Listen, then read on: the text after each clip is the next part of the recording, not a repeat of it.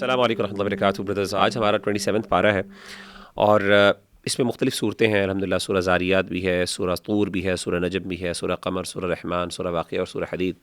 ماشاءاللہ بہت سے لیسنز ہیں اس میں سے لرن کرنے کے لیے. تو میں آغاز میں سورہ زاریات کی جو آیت نمبر 56 ہے، آدھی صورت جو ہے وہ پچھلے پارے میں اور آدھی اس میں ہے. تو 56 میں اللہ تعالیٰ انسان کی زندگی کا مقصد بتاتے ہیں. وما خلقت الجن والانس الا لیعبدون، کہ نہیں میں نے جنوں کو اور انسانوں کو پیدا کیا مگر اپنی عبادت کے لیے. ما اريد منهم من رزق وما اريد ان يطعمون، نہ میں ان سے کوئی رزق چاہتا ہوں اور نہ میں چاہتا ہوں کہ وہ اس میں سے خرچ مجھے کھلائیں. ان اللہ هو الرزاق ذو القوۃ المتین، کہ بے شک اللہ تعالیٰ وہی رزاق ہے، قوت والا ہے، مضبوط. یہاں پہ اس آیت پہ جو ہے اللہ تعالیٰ نے انسانی زندگی کا مقصد بتایا. اور ڈیفینیٹلی ہم سب کو پتہ ہے کہ کسی بھی چیز کی ویلیو جو ہے وہ اس کے مقصد کے ساتھ ایسوسیٹڈ ہوتی ہے. جتنا عظیم مقصد ہوگا اتنی زیادہ اس کی ویلیو ہوگی، اور جتنا اس کا حقیر مقصد ہوگا اتنی ہی اس کی کم ویلیو ہوگی.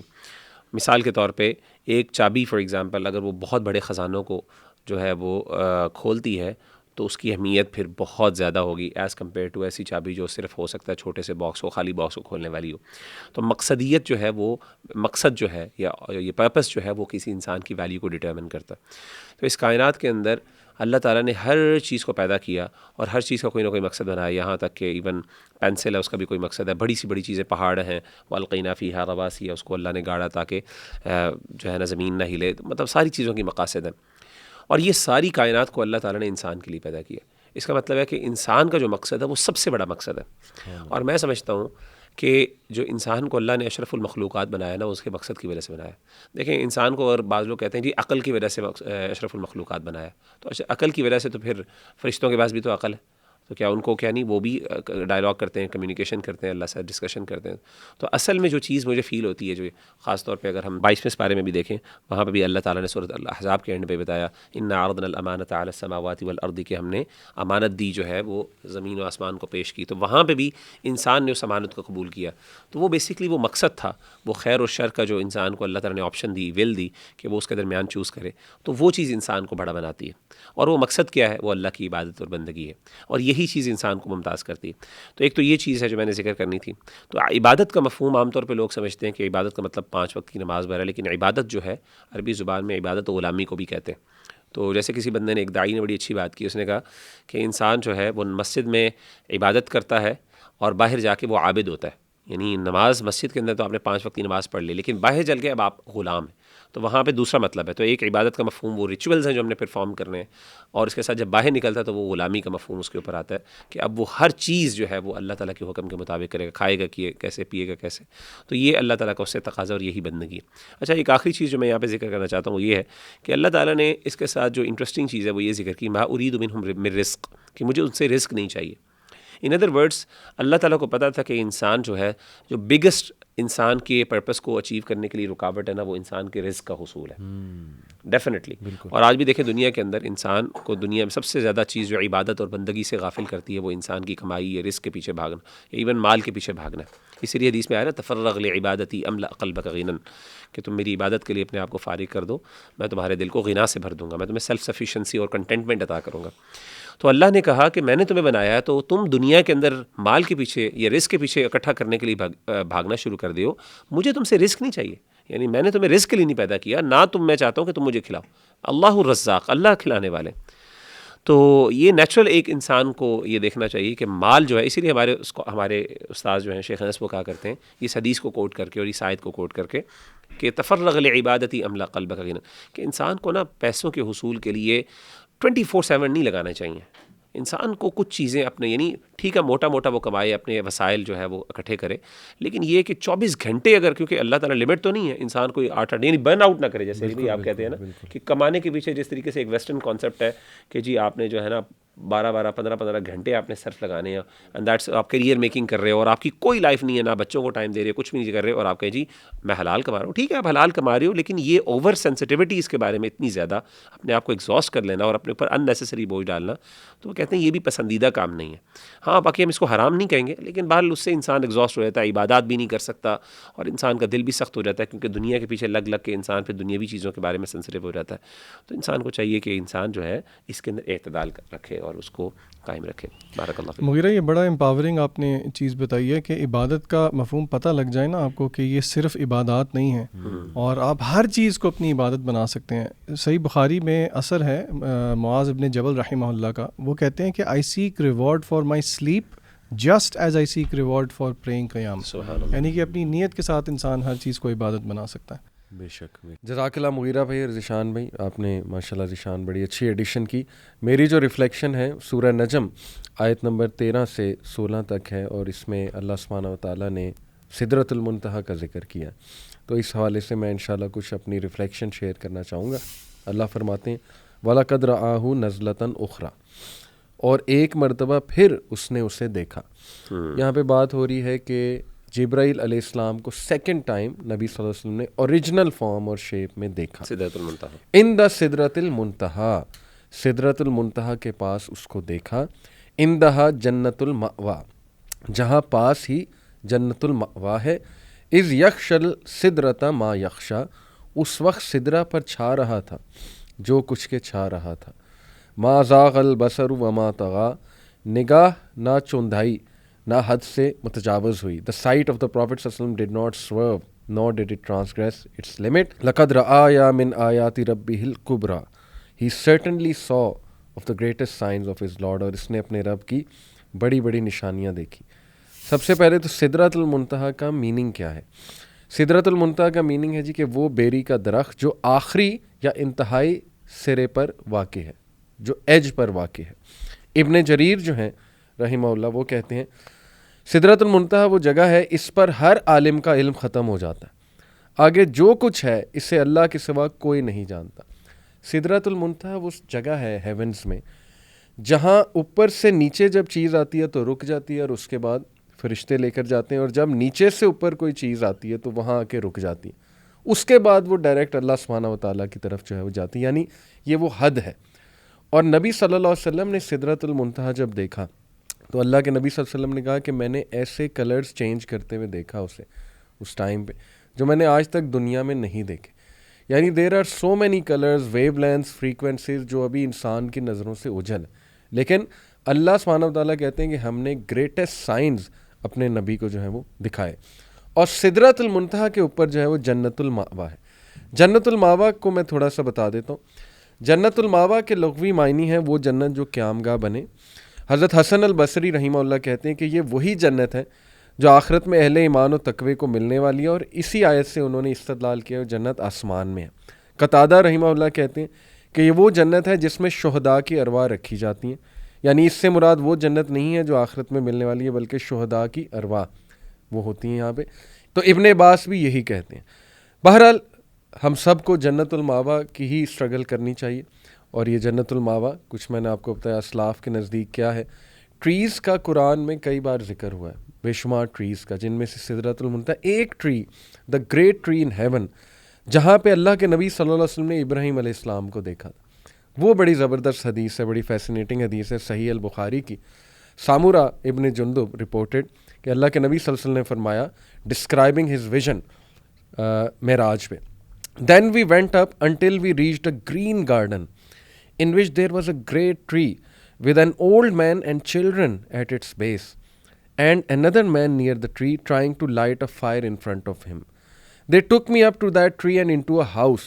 I have never seen any more beautiful than that house. In it there were men, old men, youths, women and children.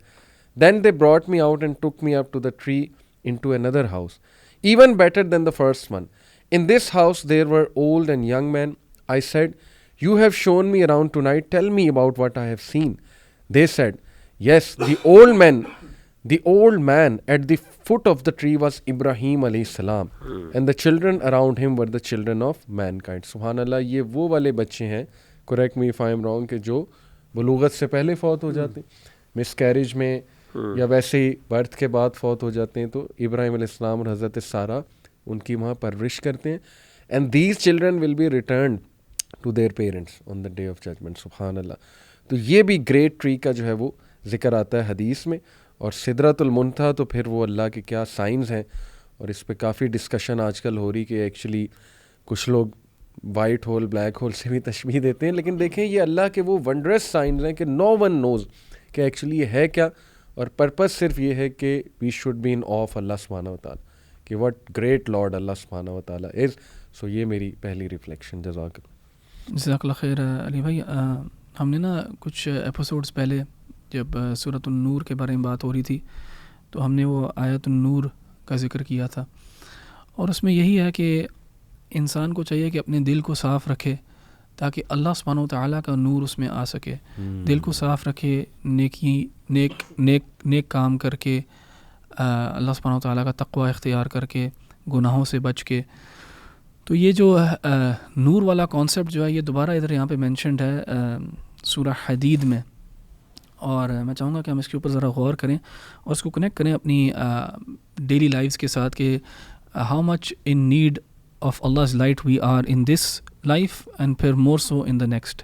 یہاں پہ سورہ حدید میں آیہ نمبر 28 میں اللہ سبحانہ و تعالیٰ اہل ایمان کو ایک حکم دیتے ہیں، یا ایھا الذین آمنوا اتقوا اللہ، کہ اے اہل ایمان اللہ سبحانہ و تعالیٰ کا تقوی اختیار کرو، وآمنوا برسولہ، اور پھر اس کے رسول پہ ایمان لے کے آؤ. کیا ہوگا تمہارے ساتھ پھر؟ یؤتکم کفلین من رحمتہ، اگر تم یہ کرو گے، اللہ تعالیٰ کا تقوی اختیار کرو گے اور رسول کے اوپر ایمان لے کے آؤ گے، تو Allah is going to bless you with double his mercy. ٹھیک ہے، وَيَجْعَلْ لَكُمْ نُورًا، اور پھر تمہیں اللہ تعالیٰ جو ہے نا ایک نور عطا فرمائے گا، تَمْشُونَ بِهِ وَيَغْفِرْ لَكُمْ، اسی نور کے عوض، اسی نور کی ہیلپ سے تم آگے چلو گے. وَيَغْفِرْ لَكُمْ، اللہ تعالیٰ تمہارے گناہ معاف فرمائے گا. وَاللَّهُ غَفُورٌ رَحِيمٌ، and Allah is the most forgiving and merciful. تو یہاں پہ اللہ تعالیٰ نا نور کا ذکر کرتے ہیں کہ اللہ تعالیٰ اپنا نور عطا فرمائے گا، اور یہ دنیا کے لحاظ سے بھی اور آخرت کے لحاظ سے بھی.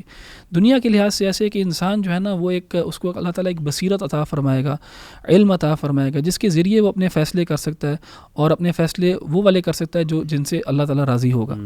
تو یہ اللہ سبحانہ تعالیٰ نا ہمیں بتا رہے ہیں کہ اگر تم اللہ تعالیٰ کا تقوی اختیار کرو گے، رسول پہ ایمان لے کے آؤ گے، تو Allah is going to bless you with a form of light.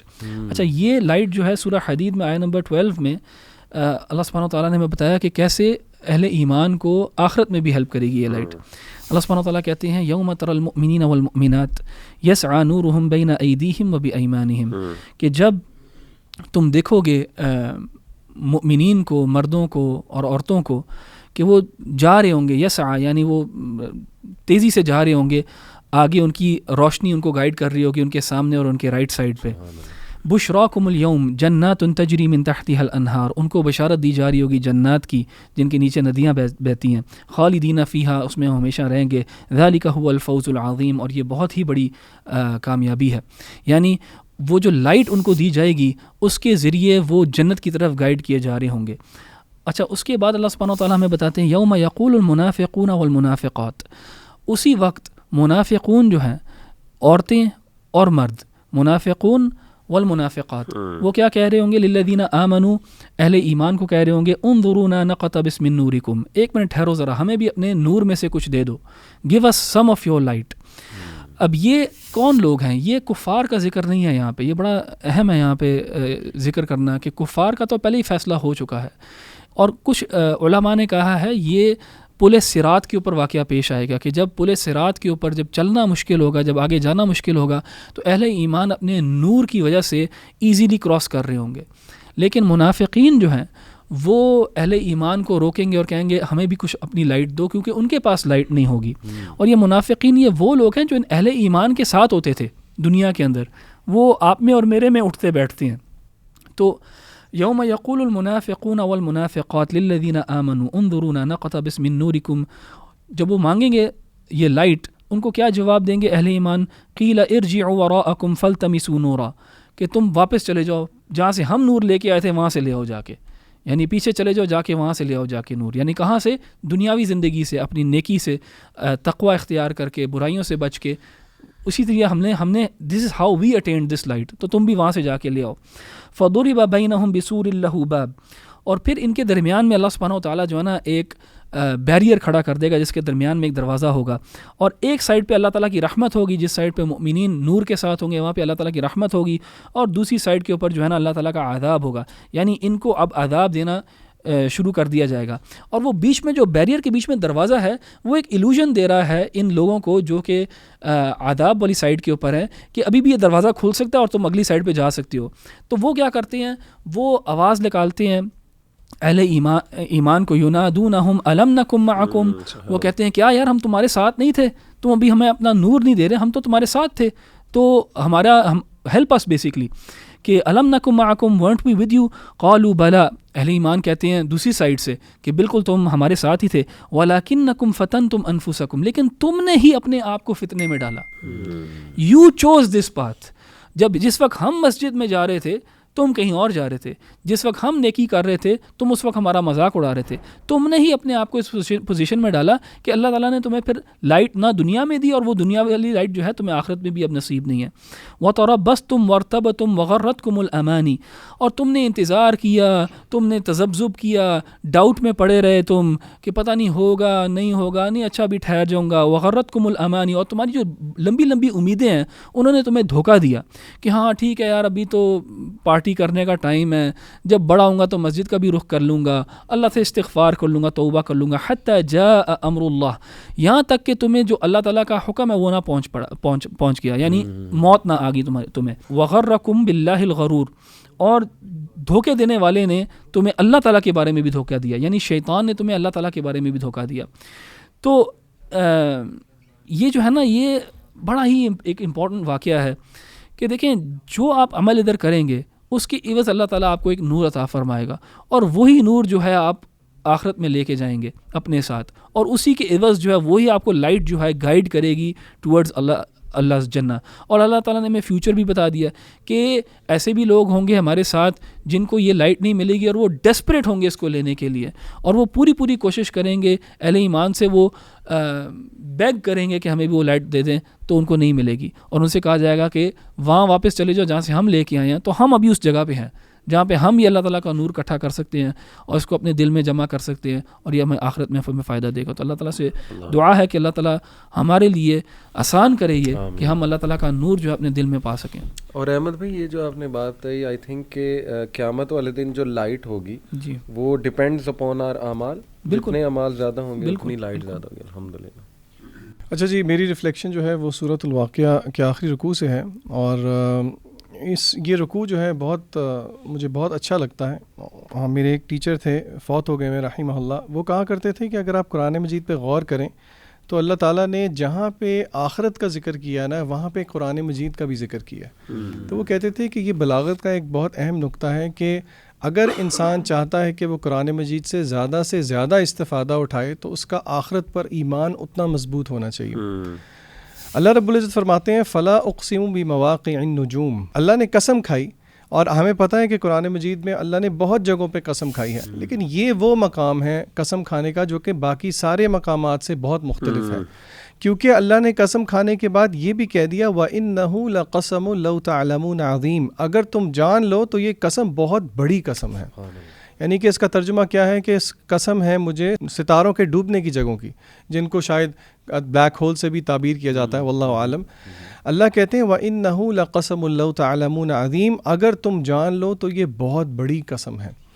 یعنی کہ ہم تھوڑا سا یہاں پہ رک کے اگر سوچیں کہ دیکھیں اللہ اگر کوئی بات کر دیں تو اللہ رب العزت ہے, اللہ کا بات کرنا کافی ہو جانا چاہیے, لیکن اللہ تعالیٰ پھر بات میں وزن ڈالنے کے لیے قسم بھی کھاتے ہیں, اور پھر قسم کھا کے اللہ یہ بھی کہتے ہیں کہ یہ بہت بڑی قسم ہے.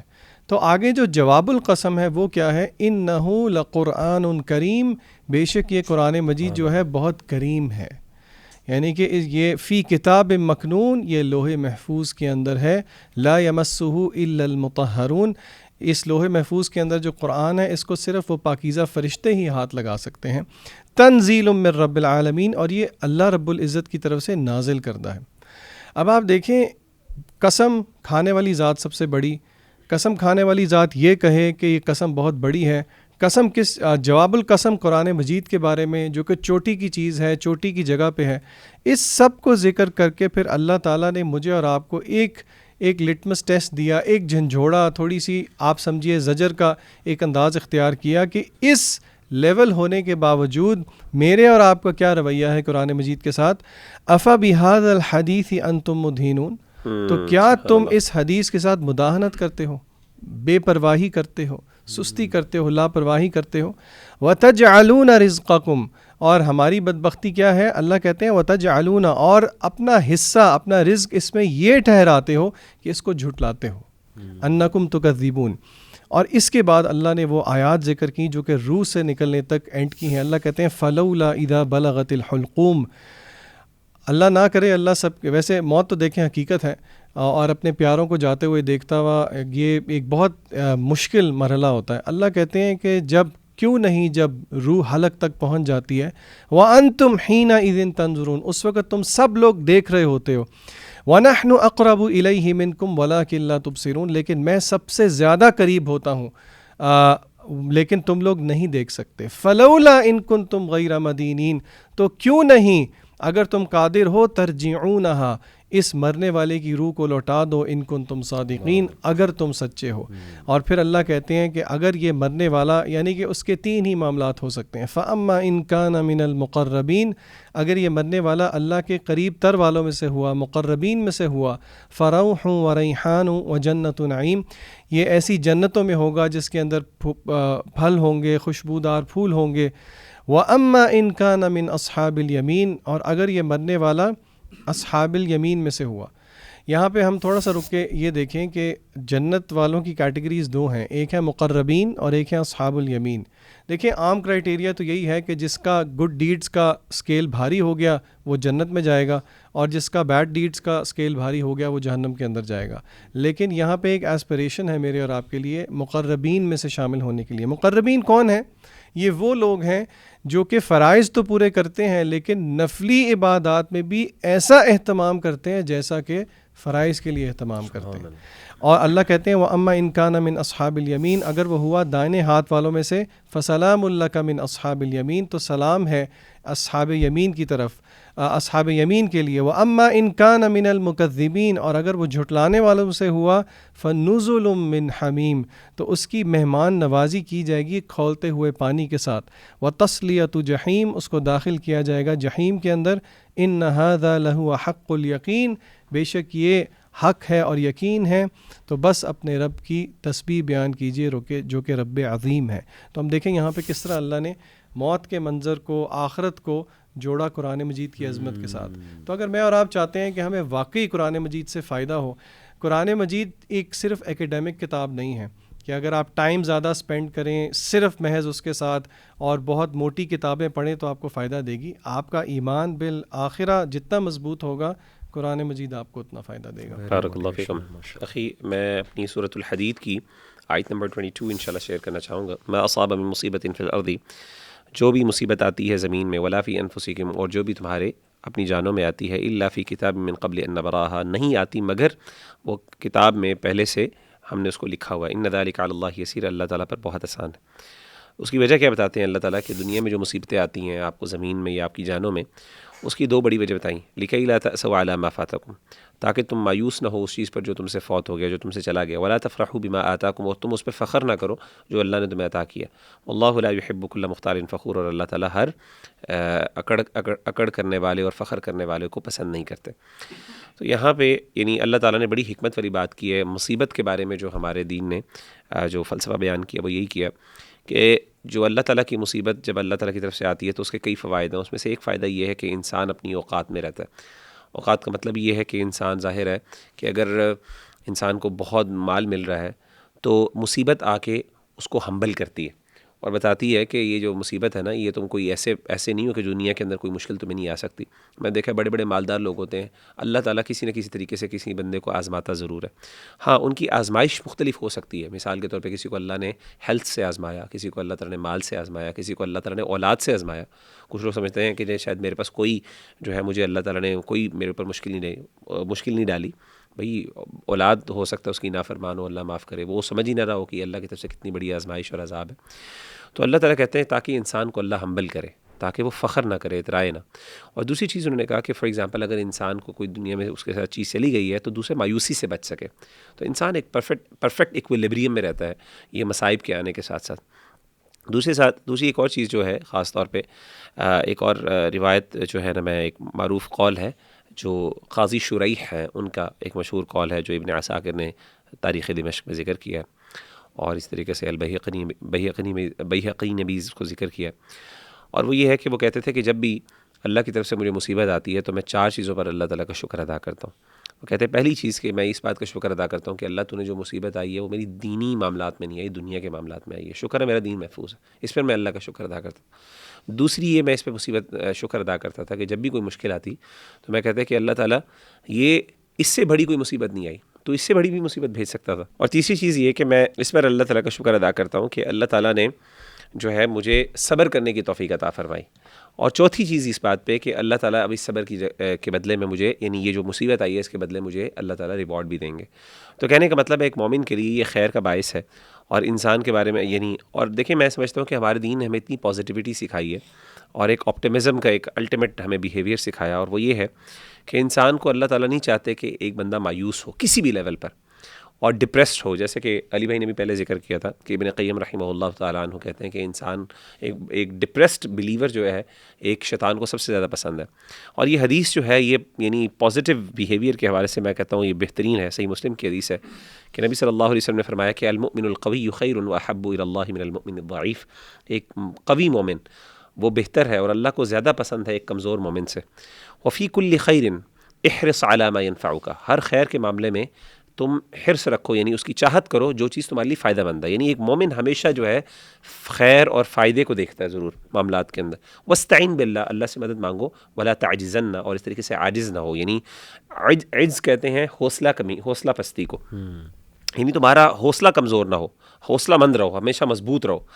وَإِنْ أَصَابَكَ شَيْءٌ فَلَا تَقُلْ لَوْ، اگر تمہیں کوئی تکلیف آئے تو پھر لو نہ کہو، کیا مطلب ہے کاش نہ کہو، اور وہ کیا ہے انی فعلت لکان کذا، انی فعلت لکان کذا وکذا، اگر میں یہ کر لیتا تو یہ ہو جاتا، کیونکہ انسان کو یہ چیز نا مار دیتی ہے لٹرلی، کہ انسان ہمیشہ یہی فیلنگ ہے کہ میں اگر یہ کر لیتا تو یہ آئی واز جسٹ مسڈ، یہ ٹھیک ہے نا۔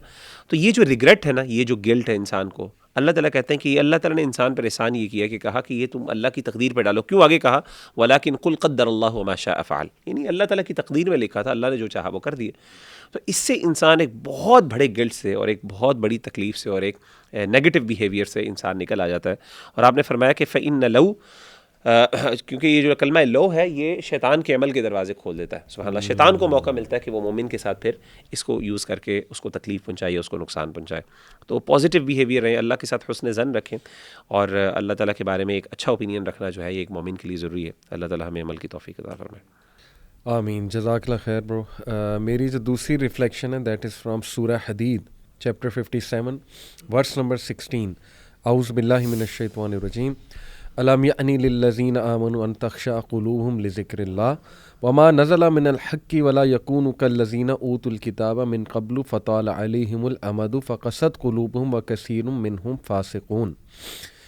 Has not the time come for those who believed، کیا ایمان لانے والوں کے لیے وہ وقت نہیں آ گیا کہ ان کے دل ذکر اللہ سے پگھلیں اور اس کے نازل کردہ حق کے آگے جھکیں، اور وہ ان لوگوں کی طرح نہ ہو جائیں جنہیں پہلے کتاب دی گئی تھی، پھر ایک لمبی مدت ان پر گزر گئی تو ان کے دل سخت ہو گئے، اور آج ان میں سے اکثر لوگ فاسق بنے ہوئے۔ یہ جو آیا ہے اس کے حوالے سے تفسیر میں ایک سلف جو ہیں ان کی سٹوری بیان ہوتی ہے جو میں لوگوں کو بتانا چاہوں گا، اور چاہوں گا کہ وہ مزید پڑھیں۔ یہ وہ سلف ہیں ماشاءاللہ کہ ان کے کوٹس آج دنیا بھر میں مشہور ہیں، and he is one of the great scholars and his name is Fudayl ibn Iyad. Fuzail ibn ایاض کون ہیں میں انشاءاللہ جو ہے وہ کوئکلی سب کو بتاتا ہوں۔ فضیل ابن ایاض، پہلی تو بات کہ یہ کافی ارلیسٹ اسکالرز میں سے ہیں، یعنی ان کی برتھ کے بارے میں تھوڑا سا اختلاف ہے، لیکن یہ کہ ڈیتھ 803 سن عیسوی میں ہوئی، یعنی آپ کہہ لیجئے کہ ہجری بنتی ہے 186 تقریباً، یعنی he is one of the earliest, اور مکہ میں ان کی ڈیتھ ہوئی، اور یہ سمرقند کے علاقے میں ان کی برتھ ہوئی، ازبکستان، اور خراساں کے علاقے میں یہ رہائش پذیر تھے اس ٹائم کا، جو خراساں کا عبداللہ بن مبارک کے ساتھ میرا خیال، جی بالکل کا بڑا واقعہ مشہور، بالکل ایسے ہی ہے۔ تو پرائر ٹو ہز کنورٹ ہونے سے پہلے فضیل کا پیشہ تھا ایک بینڈٹ، اور ان کے گینگز تھے، ہی یوز ٹو رن گینگز۔ یہ کس علاقے میں؟ ہائی وے میں جو ہوتے تھے یہ اس دور کے سیریا اور خراساں کے علاقے کے، اس میں جو کاروانز آ رہے ہوتے تھے اور جو ٹریولرز آ رہے ہوتے تھے ان کو یہ لوٹا کرتے تھے، یہ اور ان کے جو بینڈٹس تھے۔ اور اس دور میں ایون دو یہ مسلمان ہی تھے، بلکہ روایات میں آتا ہے کہ یہ نماز بھی ادا کرتے تھے، روزے بھی رکھتے تھے، لیکن ساتھ میں یہ چیز بھی کرتے تھے، وچ مینس کہ دل شاید سخت ہو گیا تھا یا منافقت تھی. آج بھی آپ دیکھیے نا، کئی لوگ نماز بھی پڑھتے ہیں، روزے بھی رکھتے ہیں، لیکن آن دی ادر ہینڈ وہ 2 نمبریاں بھی چل رہی ہیں، فراڈ بھی چل رہا ہے، سب کچھ چل رہا ہے، اللہ معاف کرے. تو بڑی انٹرسٹنگ، بڑی زبردست ان کی سٹوری ہے کہ he was deeply in love with a girl, اور یہ انہیں اکثر یہ چوری کے جو گفٹس تھے ڈاکہ ڈال کے یہ انہیں اس کو بھیجا کرتے تھے، اس خاتون کو بھیجا کرتے تھے. تو ایک دن ایسا ہوا کہ یہ دیواریں پھلانگ کے اسی سے ملنے جا رہے تھے، اپنی جو معشوقہ تھی اس سے ملنے جا رہے تھے. تو راستے میں ایک گھر سے انہیں قرآن مجید کی تلاوت کی جو ہے وہ آواز آئی، اور وہ کون سی ورس تھی؟ وہ یہی ورس تھی، الم یعنی للذین آمنوا ان تخشع قلوبہم لذکر اللہ. اور یہ پوری آیت جب انہوں نے سنی تو یہ رونے لگ گئے، اور انہوں نے کہا کہ فضیل، کیا تو اتنا منافق ہو گیا، کیا تیرا دل اتنا سخت ہو گیا کہ تجھے باقاعدہ اللہ میسج دے رہا ہے، یاد دہانی کرا رہا ہے، لوگ تجھ سے ڈرتے ہیں، لوگ تیرے خوف سے جو ہے وہ باہر نہیں نکلتے. ترجمہ کر دیں آیت کا، کیا آیت سے مراد ہے؟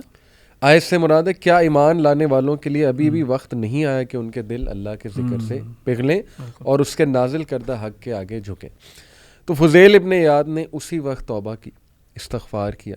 دیکھیے یہاں سے ایک بڑا امپورٹنٹ پوائنٹ ثابت ہوتا ہے کہ اللہ سبحانہ و تعالیٰ آپ کو میسج دیتا ہے کہیں نہ کہیں سے.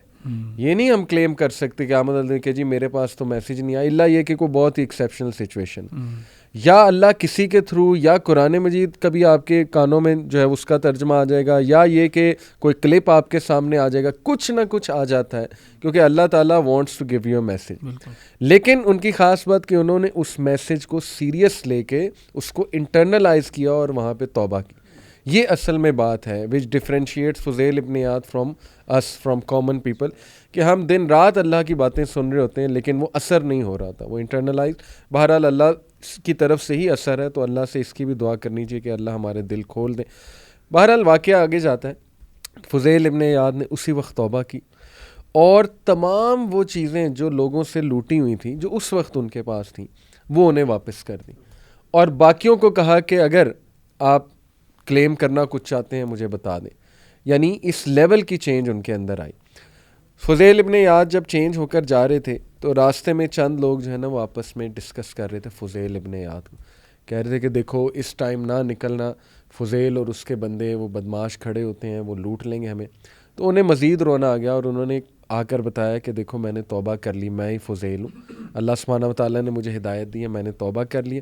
اور آج ہم جانتے ہیں کہ فضیل ابن عیاض کون شخص ہیں. ان کے بارے میں آپ کو انہی کے کولیگز جو ہیں امام الذہبی وہ بتاتے ہیں فضیل ابن عیاض کے بارے میں.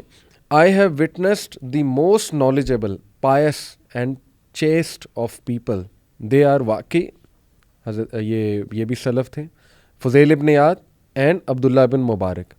اور ان کے کنٹمپرری عبداللہ بن مبارک انہیں کہتے ہیں I believe there is no one left alive on the face of this world who is better than Fuzail ibn Ayaz.